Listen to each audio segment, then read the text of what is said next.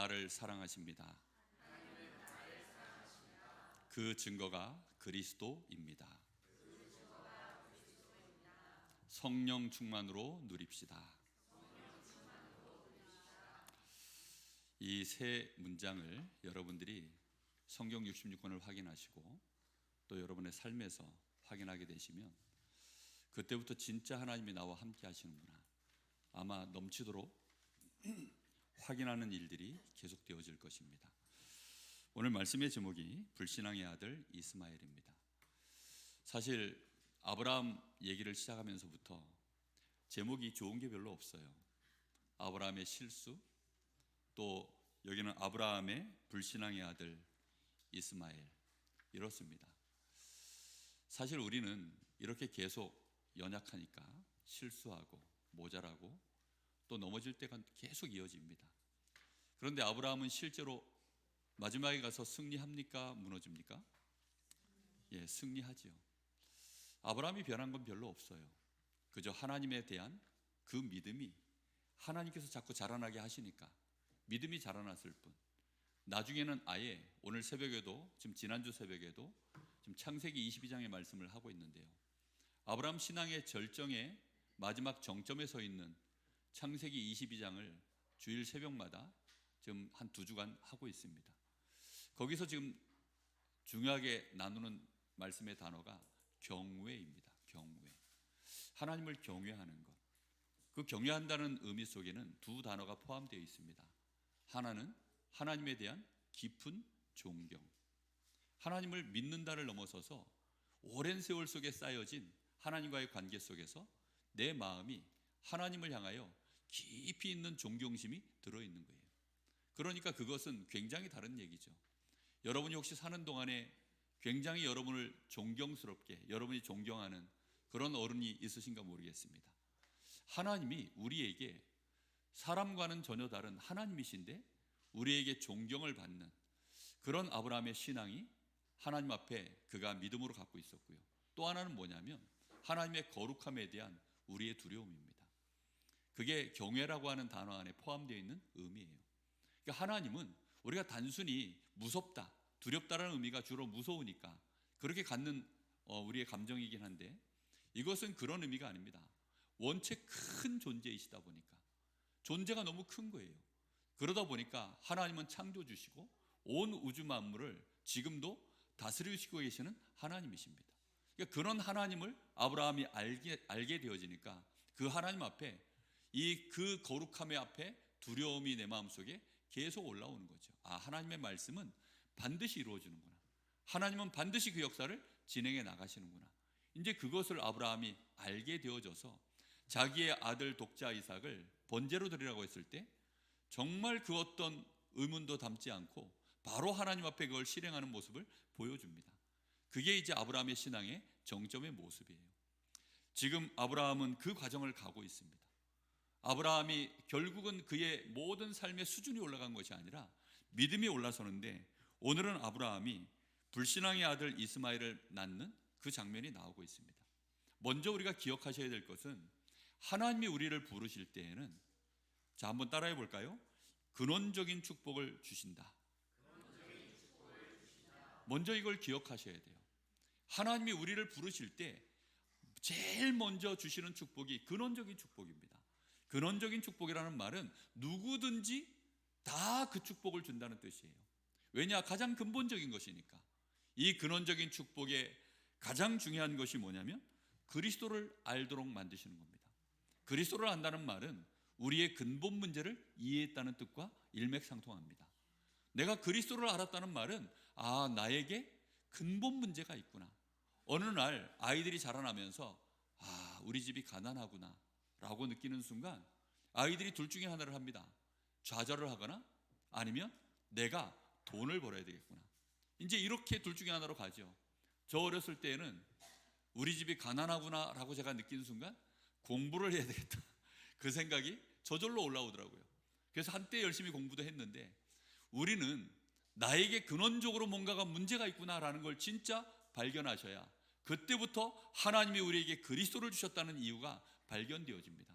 우리에게 근원적인 문제가 뭡니까? 죄입니다.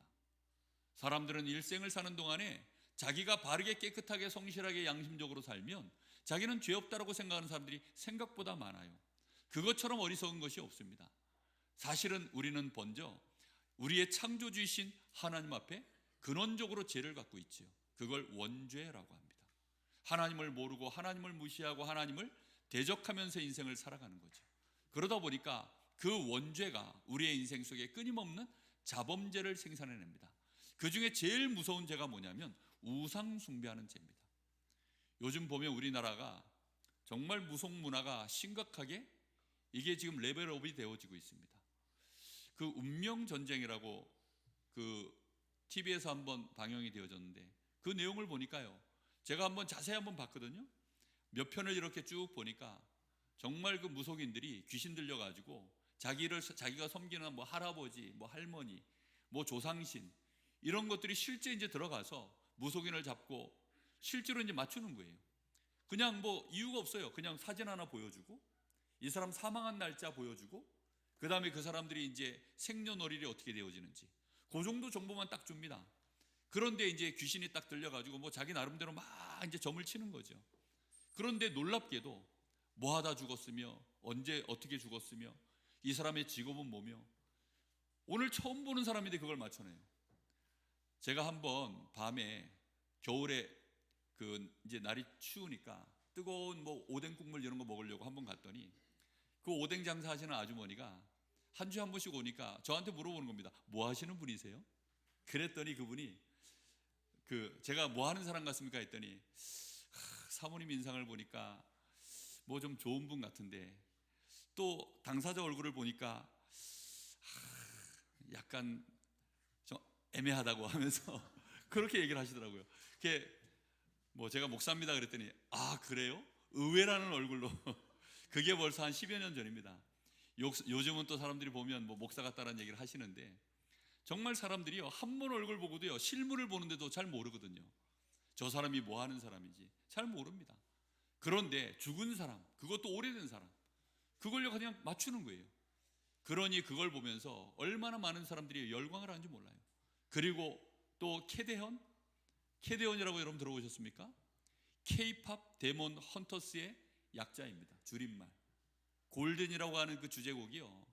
뭐 유명한 가수들은 그거 다 자기가 한 번씩 불러가지고 유튜브에 다 올리고 한 번씩 들어보셨습니까? 예, 모르시죠? 예, 그 굉장히 유명한 겁니다. 그런데 지금 그런 시대예요. 그러다 보니까 아이들이 자기는 무속인이 되는 게 자기 직업의 미래의 꿈입니다 하는 아이들이 나오기 시작했어요. 실제로 그 운명 전쟁에 나와 있는 그 무속인들은 자기 자녀에게 혹시 이게 내려가냐 점쟁이들끼리 서로 점을 쳐요. 혹시 내 자녀가 이 나의 대를 이어서 이 무속인 되는 거 아니야? 라고 상대방한테 점을 칩니다. 당신 자녀에게는 안 내려갑니다 했더니 아 다행입니다 하면서 막 눈물을 흘려요. 정작 무속인들은 자기 자녀가 지금 이 귀신 들려가지고 인생의 고난을 당할까봐 막 그걸 가슴을 쓸어내리고 있는데 얼마나 TV에서는 그걸요 아름답게 포장을 해가지고 대단한 것처럼 왜 장사해야 되고 시청률을 올려야 되니까 그러니까 그렇게 내놓거든요 상품을. 그런데 지금 시대가 그렇게 가고 있습니다. 우리가 정말 우리 인생의 근본 문제 여러분 이 죄는요 별의별 문제를 우리에게 다 일으킵니다. 아니 어느 날 운동선수 하다가 내가 무속인이 될 줄 어떻게 합니까? 어느 날 내가 정말 멀쩡히 공부하고 열심히 인생 살다가 정신 문제가 올 줄 어떻게 합니까? 그 모든 원인이 성경에는 죄 때문이라고 분명하게 말씀하고 있습니다. 우리는 이 죄 때문에 우리의 인생에 가난이 찾아오고 우리 인생에 질병이 찾아오고 원치 않는 내 인생에 불행이 찾아온다는 사실을 말씀을 통해서 정확하게 딱 붙잡으셔야 돼요.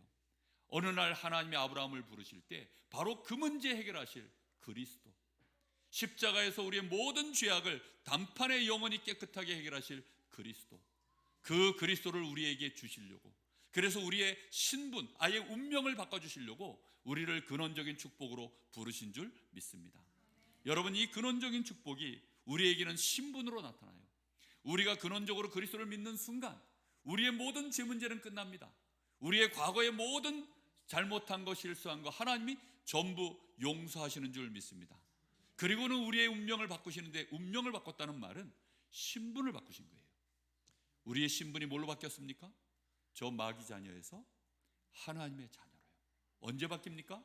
영접하는 자, 곧 그 이름을 믿는 자들에게는 하나님의 자녀가 되는 권세를 주셨으니, 하나님의 자녀가 되는 이 놀라운 신분이 바뀌는 겁니다. 우리가 죄인이었는데 언제 뭘로 바뀝니까? 우리가 그리스도 예수를, 이 복음을 믿는 순간, 그리스도 예수를 믿는 순간 우리에게 하나님의 의가 임하여서 우리가 의인된 줄 믿습니다. 여러분, 이것은요 우리의 노력, 우리의 어떤 행함, 이걸로 임하는 것이 아니라 그냥 근원적으로 우리의 신분이 하나님의 자녀로 바뀌고 의인으로 바뀌는 줄 믿습니다. 이거는 신분의 얘기예요. 어제까지 내가 평범한 사람이었다가도 나라에서 대통령이 임명을 하면 그 바뀌잖아요.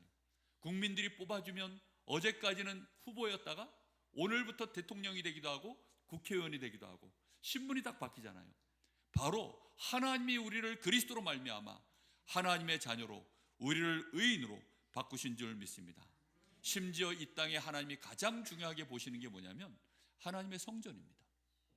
그런데 고린도서 3장 16절에 보니까 너희가 하나님의 성전인 것과 너희 속에 하나님의 성령이 함께 하시는 것을 알지 못하느냐. 우리를 하나님의 성전으로, 교회로 삼고 주의 성령이 나와 함께 하시는 줄 믿습니다. 이게 우리에게 있는 근원적인 신분의 축복이에요. 그 정도가 아니죠. 우리가 이 땅에 사는 동안에 나는 세상 나라에 사는 것처럼 보이지만 우리의 시민권은 하늘에 있느니라. 우리의 신분 자체가 하나님의 나라에 이미 등재되어져 있어요. 그래서 우리가요, 시청에서는 우리가 우리의 신분증을 떼거나 아니면 우리가 신분증을 발급받을 때 동사무소 가면 대한민국 누구라고 이렇게 딱 기록되어 있지 않습니까? 여권에도 보면 딱 그렇게 되어져 있습니다. 이걸 뗄 데가 없어가지고 못 떼는데 성경에서 그걸 떼어줍니다. 빌립보서 3장 20절 찾아가시면 우리의 시민권이, 나의 국적이 하나님의 나라 천국이라고 틀림없이 기록되어져 있습니다. 할렐루야. 그게 우리에게 주신 이미 지금 우리에게 와 있는 근원적인 축복이에요. 이 축복을 가진 자, 이 신분을 가진 자, 놀라운 신분을 가졌으니 거기에 따른 뭐도 있을까요? 권세도 있습니다. 그래서 하나님이 우리에게 근원적으로 주신 권세가 뭐냐면 세계 복음화입니다. 몇 개 복음화요? 세계 복음화. 세계 복음화가 우리에게 주신 축복입니다. 그래서 아브라함을 부르실 때도 처음부터 주신 축복의 사이즈가 어떻게 되어지냐면 네 이름을 창대케 하고 큰 민족을 이루며 너를 축복하는 자 축복하고 너를 저주하는 자 저주하겠다. 너로 말미암아 모든 민족이 복을 받도록 만들겠다. 이걸 한 단어로 세계 복음화라고 합니다. 여러분, 우리 주님께서 예수님의 제자들을 부르시고 그 제자들에게 동일하게 주신 축복이 뭡니까? 너희는 가서 모든 족속으로 제자를 삼아라. 마태복음 28장에 나오는 말씀이죠. 너희는 모든 민족에 가서 그들을 치유해주고 귀신을 쫓아내주라. 그렇게 말씀합니다. 사도행전 1장 8절에 뭐라고 합니까? 오직 성령이 너희에게 임하시면 너희가 권능을 받고 땅끝까지 이르러 내 증인이 되리라. 하늘과 땅의 모든 권세를 내게 주셨으니 내가 너희와 세상 끝날까지 항상 함께 있으리라. 그게 하나님이 우리에게 주신 신분과 권세입니다. 여러분, 이 근원적인 축복을 믿으시기를 바랍니다. 나에게 이미 이 축복이 와 있음을 믿으시면 됩니다. 그게 내 거예요. 나의 축복입니다. 그러면 하나님은 이 축복을 우리에게 이제 실제로 이 축복을 내가 성취되어 줄 수 있도록, 내가 이 축복을 누릴 수 있도록 말씀을 주시는 거예요. 그래서 그걸 하나님이 주시는 약속의 말씀이라고 해서 언약이라고 합니다. 하나님이 우리에게 주신 이 근원적인 축복은 우리의 평생에 누려야 될 축복이고 성취될 응답들입니다. 근데 그걸 이루기 위하여 하나님이 이제 말씀을 주기 시작하는 거예요. 그래서 예배를 드리는 겁니다. 예배를 드리는 이유는 하나님의 말씀이 나에게 와 있는 축복과 어떻게 연결되어서 실제로 나에게 응답되어지는가를 하나님이 우리에게 말씀을 통하여 조명해 주시는 거죠. 오늘 하나님이 주신 이 언약적인 축복, 이 축복을 위하여 하나님은 아브라함에게 이리 말씀합니다. 너의 본토 친척 아비집을 떠나라. 그게 12장 1절의 말씀이죠. 하나님은 아브라함에게 다짜고짜 네 본토 친척 아비집을 떠나라고 말씀하셔요. 아브라함은 언제적 인물이냐면 지금으로부터 4,000년 전 인물입니다. 그때가 무슨 시대냐면 청동기 시대예요. 철기 시대도 아니고 청동기 시대입니다. 메소포타미아 문명이 막 이제 발생을 해서 이 도시 문명이 막 이제 한참 올라오고 있던 그때입니다. 완전히 시족 사회, 그 족장이 움직여지는 그런 시대. 그러니까 약육 강식이 뭐 정말 무기 들고 누구나 무기가 있으면 그냥 쳐들어가서 내가 힘이 있으면 빼앗고 빼앗기는 이제 이런 시대였습니다. 그런데 그런 시대 속에서 본토 친척 아비집을 떠나라고 합니다. 청천벽력과도 같은 하나님의 말씀이죠. 근데 왜 하나님은 네 본토 친척 아비집을 떠나라고 합니까? 그게 하나님이 이끄시는 방법이에요. 그 이유는 딱 하나죠. 본토 친척 아비집에는 아브라함이 어려움 당하면 도와줄 사람 많아요. 그죠? 아브라함이 공격을 받으면 함께 그걸 막아줄 사람들도 많아요. 아브라함을 도와줄 때 아브라함이 실제 의지할 사람들이 너무 많은 겁니다. 그래서 하나님이 그걸 다 두고 떠나라고 하시는 거예요. 남자들은 다 경험할 겁니다. 머리 싹 밀고 군대 처음 들어갈 때 부모 곁을 떠납니다. 공식적으로 부모 곁을 떠나서 군대에 들어갈 때 그 쓸쓸한 마음을 여자분들이 알란가 모르겠습니다. 진짜 쓸쓸하거든요. 또 여자분들은 어느 날 부모 떠나서 친정을 떠나서 시집 갈 때 그때 이제 아마 그 마음들이 좀 있으시지 않을까 그런 생각들이 듭니다. 근데요 진짜 군대 갈 때는요 아무도 없어요. 거기 들어갔는데 야 정말 외롭더라고요. 두렵더라고요. 아브라함은 그 정도가 아니라 아예 자기의 모든 배경을 다 내려놓고 그냥 새로운 땅으로 들어온 거예요. 그 말은 뭐지요? 너와 내가 관계를 시작하겠다는 겁니다. 너는 이제 나만 의지해. 내가 다 책임질게. 너는 지금 나만 바라봐. 그게 하나님의 주시는 말씀입니다. 하나님을 바라볼 수 있기를 예수님의 이름으로 축복합니다. 하나님을 바라보셔야 돼요. 하나님을 진짜 믿으셔야 됩니다. 하나님을 믿어보셔야 돼요. 여러분 하나님을 믿어보신 적이 있으십니까? 하나님을 믿는데 어느 정도 믿으십니까? 본토 친척 아비집을 떠나서 그런 믿는 믿음으로 하나님을 믿어보신 적이 있으십니까? 내가 좀 어려울 때 하나님 이거 좀 도와주십시오. 내가 힘들 때 하나님 이거 좀 위로해 주십시오. 보통 그런 수준으로 하나님을 믿는 분들이 많습니다. 자기가 괜찮을 때는요 의지할 거 많고 자기를 든든하게 받쳐줄 거 많으면 자기가 좀 잘 나갈 때는요 하나님 안 바라봅니다. 그래서 하나님은 본토 친척 아비집을 떠나서 근본적으로 너가 나를 믿는 믿음을 한번 시작해 보라는 겁니다. 네가 의지하던 거 세상 거 참고만 하고 정말로 네가 의지해야 될 것이 누군지 한번 생각해 보라는 것입니다. 그게 하나님이 우리에게 첫 번째 주시는 말씀이에요.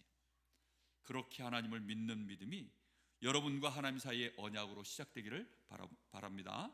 자, 두 번째 하나님이 그리고는 하시는 말씀이 지시한 땅으로 가라. 오늘날처럼 뭐 원대로 8번 길, 강릉 세계로교회 딱 주소 딱 찍어줘서 이리로 오시오 하면 참 좋은데 그렇게 하지 아니하시고 내가 너에게 지시한 땅으로 가라. 그 땅은 한 번도 가보지 않은 땅, 정말 이 가나안 땅이라고 하는 곳 자체가 그야말로 갈대아 우르는 완전히 수도권 도시거든요. 오늘날로 얘기하면 서울과 같은 곳이에요. 근데 이 가나안 땅은 강릉과 같은 곳입니다. 이 강산촌, 강원도 산골 촌놈이 사는 이제 그런 동네가 이 가나안 땅입니다. 그러니 아브라함이 가나안 땅에 들어오는데 마음이 어떨까요? 아, 이거 도로도 없고 버스도 없고 이거 인터넷이나 될까? 뭐 이제 이런 마음들이 있는 거죠. 그렇게 이 가나안 땅에 들어온 거예요. 하나님이 지시한 땅. 그런데 그 땅은 하나님이 언약을 성취하시겠다고 약속하신 땅입니다. 이 땅에서 아브라함을 하나님이 이제 시작하시려고 너는 그 땅으로 가라는 겁니다. 여러분이 있는 그 땅이 하나님의 언약의 땅임을 믿으시기 바랍니다. 하나님은 여러분이 하나님을 진짜 바라보는 사람 되어지길 원하세요. 그런데 여러분이 하나님을 끝까지 못 바라보면 하나님이 하나씩 없앱니다. 본토를 없애고 아비를 없애고 친척을 없애고 의지하는 것을 하나님이 하나씩 없애요. 나의 젊음을 의지합니까? 하나님이 젊음을 꺾어요. 하나님이 건강을 의지합니까? 건강을 꺾어요. 내 실력을 의지합니까? 내 실력을 꺾어요. 다 막아버립니다. 제가 20대 때 딱 그대로 겪었거든요. 피를 진짜 있는 대로 다 쏟고 정말 하는 공부마다 다 막히고 어느 날 뭐 신앙적으로도 막 교회 어른들 의지했는데 그 어른들이 또 싸우는 모습 보면서 또 낙심해가지고 그거 꺾이고 뭐 여러 가지로 꺾여나가기 시작하는데 사람이 좌절해 오기 시작하니까 어떻게 할 수가 없더라고요. 둘 중에 딱 하나였어요. 그래서 하나님을 제대로 믿을 것이냐 아니면 하나님을 안 믿을 것이냐. 왜냐하면 저에게는 교회가 큰 비중이었기 때문에 그래서 어떻게 결정했냐, 하나님을 안 믿기로. 어리석게도 하나님을 안 믿기로. 그래서 나 대학 졸업하자마자 이제 나 모르는 곳에 가서 교회 안 다니면서 불신자와 똑같이 내 인생 이제 살리라, 그 방법으로 살아보겠다고. 어느 날 하나님이 아브라함을 찾아오시지 저를 찾아오셨습니다. 그때로부터 제 인생에 이 근원적인 축복이 시작되어졌어요. 여러분의 인생에 어리석은 선택 내려놓으시고 오늘부터 본토 친척 아비집을 내려놓고 하나님 바라보는 시작이 있기를 예수님의 이름으로 축복합니다. 그리고는 하나님이 너에게 이 땅을 영원토록 주겠다. 동서남북을 바라봐라. 땅의 티끌을 봐라. 네가 있는 이 현장에서 하늘을 바라봐라. 무별이 보이지? 땅의 티끌들이 보이지? 동서남북으로 보여지는 모든 것 내가 너와 네 후손들에게 주겠다. 영원토록 주겠다. 하나님이 아브라함에게 그리 말씀하십니다. 오늘 여러분 이 믿음을 붙잡으시길 바랍니다. 자, 그리고는 네 씨로 말미암아 하나님이 이 역사를 이루시겠다고 합니다. 그 말은 무슨 말입니까? 너를 통해서 하겠다는 겁니다. 반드시 내가 너를 통해서 하겠다는 거예요. 그런데 이 하나님의 언약적인 축복은 특징이 있습니다. 혹시 그 특징까지 페이퍼에 기록해 놨나요? 예, 그 특징이 뭐냐? 일단 들을 때 이게 절대 불가능으로 들려요. 아니, 본토 친척 아비집을 떠나라는데 그게 가능한 일입니까? 그렇게 와닿질 않죠. 이게 말이 안 되는 거죠. 그리고 또 주시는 말씀이 뭐라고 합니까? 지시한 땅으로 가라는 겁니다. 자기가 아는 땅으로 가는 게 아니라, 자기가 가고 싶은 땅으로 가는 게 아니라 지시한 땅으로 하나님이 가라는 거예요. 그러니 이렇게 선택을 하려면 그 다음에 네 씨로 말미암아 아브라함은 상황이 지금 애를 못 낳아요. 사라에게 문제가 있어서 애를 지금 못 낳습니다. 요즘 같으면야 뭐 여러 가지 방법들을 써서 뭐 시험관하기도 하고 뭐 하잖아요. 그래도 임신이 안 되는 부부들이 많은데 하나님이 사라의 태를 막으셨다고 되어져 있어요. 그러니 어떤 방법을 써도 임신이 안 됩니다. 그러니 네 씨로 말미암아라는 말이 아브라함 마음에는 이해가 되질 않는 거죠. 그러다 보니까 여기에는 어쩔 수 없이 선택을 할 때마다 언약적인 선택을 하면 아브라함 마음에는 이게 손해되는 선택이에요. 선택만 하면 손해예요. 왜냐? 본토 친척 아비집을 떠나라는데 거기에 누구 땅이 있어요? 자기 땅이 있어요. 근데 그 땅을 떠나면 요즘같이 등기를 해놓는 게 아니기 때문에 그 땅을 떠나는 순간 다른 사람이 와서 차지하면 그 땅은 내 땅이 안 돼요. 거기다가 자기가 아무리 집을 져놨어도 그 집을 떠나서 딴 데로 가면 등기 소유가 안 돼 있다니까요. 그러다 보니까 차지하는 사람이 임자예요. 자기 부모를 떠나고 자기의 친족을 떠나고 자기의 병풍이 사라지는데요, 자기의 요새가 사라지는데요, 자기의 방패가 사라지는데 어떻게 그 선택을 합니까? 그런 선택을 하는 자체가 너무 불가능한 선택이고 손해가 되는 선택입니다. 그러니까 어쩔 수 없이 머릿속에서 합리적인 불신앙이 자꾸 올라오는 거예요. 자기 나름대로 이건 이렇고 저건 저렇고 계산이 되니까 자기는 불신앙이라고 생각이 안 들어요. 근데 그냥 합리적으로 자기가 판단을 하는 거죠. 하나님에 대하여 하나님을 알질 못하니까 합리적으로 판단. 오늘 바로 그 사건이 벌어진 겁니다. 그러다 보니까 아브라함이 불신앙의 선택을 하는 거죠. 오늘 이제 벌어지지 말았어야 될 이 합리적 불신앙의 사태가 오늘도 벌어집니다. 일단 사라가 아브라함에게 와서 말을 먼저 합니다. 아브라함이 먼저 저 여종을 나에게 줘 이렇게 얘기한 게 아니고, 아니 사라가 여호와께서 자기의 지금 내가 출산하지 못하는데 여호와께서 내 출산을 허락하지 아니하셨으니 원하건대 내 여종에게 들어가서 그로 말미암아 자녀를 얻을까, 그렇게 한번 해봐라. 하나님이 아브라함에게 지금 중요한 시간표를 주시고 인도해 나가시는데 그 부인인 사라가 그렇게 얘기합니다. 이 하갈은 어디에서 온 여종입니까? 애굽에서 데려온 여종이에요. 언제적 사건이죠? 창세기 12장에 기근 때문에 아브라함이 이제 물을 찾아 내려가다가 들어간 땅 애굽 땅, 오늘날로 이집트죠. 거기에서 이제 우여곡절 끝에 하나님이 내보내실 때 재산도 몸종도 그렇게 같이 내보내면서 거기에 섞여 들어온 여종입니다. 이 하갈이라는 여종이 애굽 여인이에요. 그러다 보니까 이 애굽 여종이 젊고 이제 생산하는 능력이 좋아 보였겠죠. 그러니까 이제 사라가 그 몸종 여종을 쫙 합리적으로 얘기를 합니다. 하나님이 나에게 아이를 생산하지 못하도록 막아 놓으셨다. 그러니 당신이 나는 안 되니까 하나님이 우리에게 씨가 지금 와야 되는데 당신도 이제 씨가 멈춰지기 전에 이 여종의 당신의 첩으로 줄 테니까 이 여종과 관계를 맺어서 아이를 낳아라. 얘기가 그럴싸하죠. 얼마나 그럴싸합니까? 그러니 아브라함이 딱 듣고 괜찮은 방법이네. 전에는 이제 무슨 생각했죠? 자기가 집에서 기르고 있었던 그 누구였죠? 엘리에셀. 집에서 기르는 하인을 갖다가 자기의 후계자로 삼으려고 하다가 황당하잖아요. 하나님은 네 씨로라고 했는데. 그러니 아브라함이 그래 반쪽이라도 내 씨면 씨가 맞지. 사라와 아브라함 사이에 나와야 온전한 씨인데 반쪽짜리 씨라도 그래 내 씨면 맞지. 이래서 이제 이 하갈을 취합니다.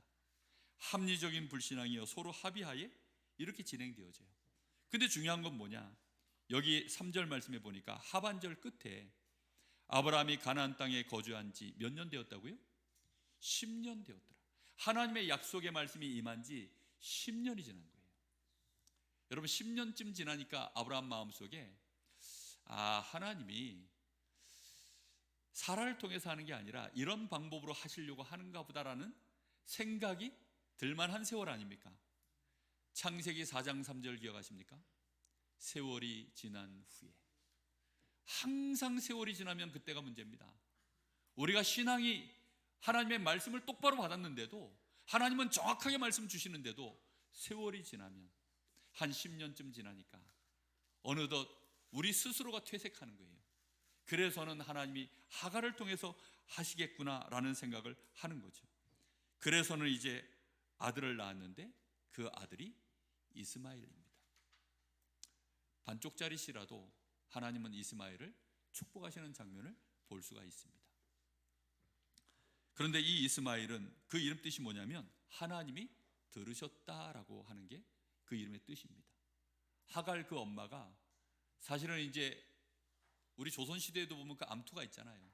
정실 부인이 어느 날 이제 첩시를 통해서 정실 부인이 애를 못 낳으니까 이 대감님이 첩시를 이제 얻었는데 첩실이 이제 임신을 하면 그때부터 이 첩실이 이제 몸종의 신분에서 벗어나서 첩이 되어지잖아요. 그러면 이제 아이를 딱 낳고 아들 딱 낳으면 그때부터 그 아들의 권세로 자기 그 정실 부인을 막 핍박하잖아요. 뒤에서 딱 그런 모양이 벌어진 겁니다. 그러니 이제 이렇게 해서 이제 쫓겨났죠. 뭐 그 자세한 얘기는 할 필요가 없는 것 같고요. 쫓겨났는데 거기에서 이제 이 하갈이 아들을 낳고 낳은 게 아니죠. 이스마엘이라고 약속을 받고 그리고는 하나님이 들으셨다. 하갈이 하나님을 만나니까 너무 놀라서 신앙 고백하는 장면도 뒤에 나옵니다. 근데 문제는 이 이스마엘이라고 하는 인물이 문제예요. 이 인물은 어떤 인물이라고 표현되어 있냐? 들나귀 같은 사람이다. 전혀 길들여지지 않은 그때 당시에 이 들나귀는 정말 뭐 사납기 그지없는 짐승이었다고 합니다. 그리고 길들여지지 않는 짐승이라고 해요. 그러니 오늘날 그 지금 이스마엘의 후대들이 누구죠? 그 모슬렘 사람들 아닙니까? 그리고 이 이스마엘의 지금 정통 계보를 잇고 있는 나라가 지금 한참 전쟁 중인 이란입니다. 그러니까 완전히 들나귀와 같고 또 여기 말씀해 보면 12절에 그가 사람 중에 들나귀같이 되리니 그의 손이 모든 사람을 치겠고 모든 사람의 손이 그를 칠지며 그가 모든 형제와 대항해서 살리라 하니라. 딱 그대로죠. 이 중동이 세계의 화약고라고 하잖아요. 항상 거기서 폭발이 일어납니다. 세계대전이 일어나면 거기서 일어나지 않을까 염려할 정도로 오늘날 정세하고 그대로 그렇게 가고 있습니다. 이 한 사람의 아브라함의 불신앙의 아들이 이렇게 지금 많은 문제들을 일으키고 있는 거죠. 우리는 오늘 마음에 쫙 담으셔야 됩니다. 자, 결론의 말씀에 가서 오늘 마음에 담으셔야 되는 말씀이 있습니다. 왜 불신앙을 할까요? 불신앙을 하는 이유는 일단 근본적인 하나님이 나에게 주신 이 근원적인 축복을 내가 받았다는 사실을 모르고 있어서 그래요. 하나님은 우리에게 이 근원적인 축복을, 우리의 죄를 해결하시고 우리의 신분을 바꾸시고 우리에게 전도와 선교에 엄청난 힘 있는 증인으로 하나님을 삼으시려고 이미 우리에게 완전한 축복과 권세를 주셨어요. 근데 그 축복을 주시려고 하나님이 그 축복을 이루시는 방법이 뭐라고 했죠? 언약이라고 했습니다. 근데 하나님이 주시는 이 언약에 대한 이해가 없는 사람들이 대부분입니다. 하나님이 주시는 언약은 크게 세 개입니다. 이 세 가지를 모르는 분들도 대부분이에요. 그 첫 번째가 뭐냐면 한마디로 말하면 그리스도입니다.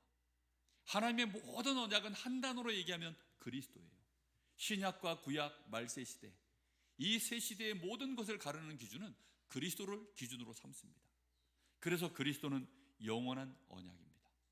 그리스도를 통하여 우리에게 근원적으로 우리를 의롭다 하시고 하나님의 자녀로 삼으시고 우리를 천국 백성으로 전도와 선교하는 일에 우리를 증인으로 세우시는 겁니다.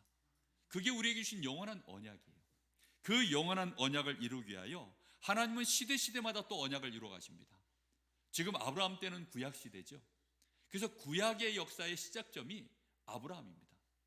그래서 이 아브라함을 통하여 그리스도를 보내겠다. 그러니 아브라함 가문을 통하여 하나님이 그리스도를 보낼 터이니 그 그리스도 오실 땅이 가나안 땅 예루살렘입니다. 베들레헴. 거기에 그리스도를 보내겠다라고 하나님이 오실 메시아 그리스도에 대한 약속을 주신 것이 구약 시대입니다. 신약 시대는 뭐죠? 그 언약을 이루기 위하여 그리스도가 이 땅에 오셨는데 그분이 예수시다. 그걸 기록한 말씀이 마태, 마가, 누가, 요한복음입니다. 그리고 이제 말세를 살아가는 주님이 이제 부활하시고 난 이후에 승천하셔서 재림하실 그 사이를 말세 시대라고 해요. 다시 오실 그리스도, 오신 그리스도를 말하는 시대는 신약 시대. 그리고 이제 승천하신 주님이 다시 심판주로 오실 그 사이를 말세 시대라고 합니다. 그래서 지금 우리는 어떤 시대를 살아가죠? 말세 시대입니다. 그럼 우리는 왜 아브라함 얘기를 듣죠? 아니, 구약 시대 얘기를 왜 말세 시대를 사는 우리가 듣나요?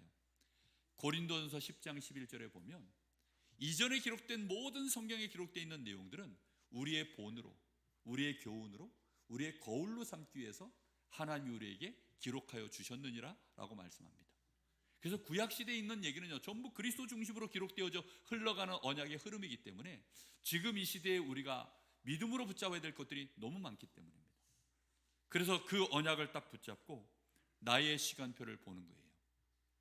내가 하나님 앞에 어떤 인도를 받을까? 아브라함은 본토 친척 아비 집을 떠나서 지금 하나님만 바라봐야 되는 그 시간표를 지내고 있는 중입니다.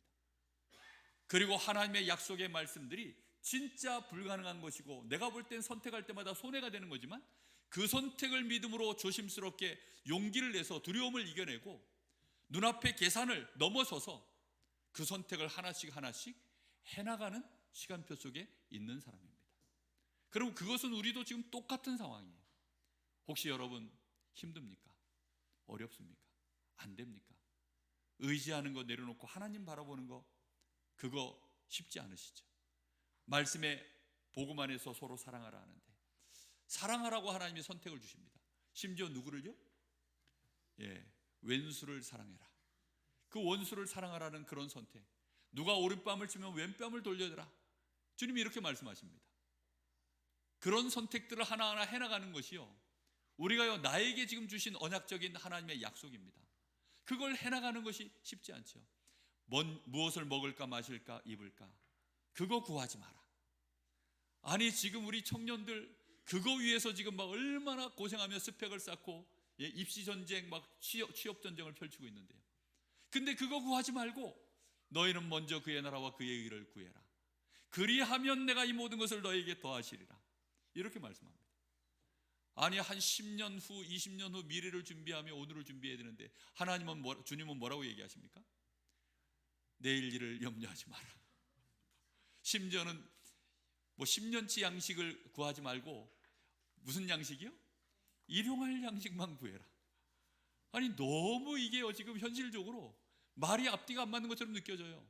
그러니 우리는 이런 시간표를 살면서 과연 우리가 믿음의 선택을 어떻게 지혜롭게 하나님의 인도를 받으며 해나갈 것인가?